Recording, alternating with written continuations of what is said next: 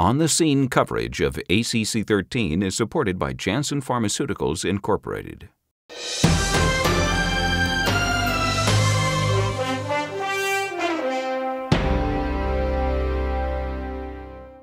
The three studies are basically looking at the fundamental problem for cardiac surgeons. And that is, do you go on pump or do you not go on pump? In the old days, pump was considered to cause an inflammatory response, increase the risk of stroke, increase the risk of kidney disease. The three studies that we're seeing today, one in a high-risk group, one concentrating just on elderly, and one in a large group, of which about a third were elderly, are basically discounting that. They're strongly suggesting that in the right hands, with the right patients, on and off pump are equivalent.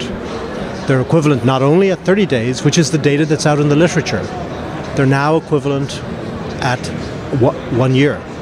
These studies are all properly powered, which was a weakness of some of the other studies.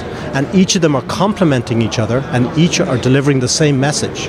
That is, if you are well trained and you choose your patients correctly, which is the idea that SDS has put forward for many years through its registries, you will have the best outcome. I think this is going to change practice. Many people have been advocating that off-pump is the market leader. It's something that you should absolutely have. They've also been concentrating on off-pump in people who are younger, more fit, able to move along.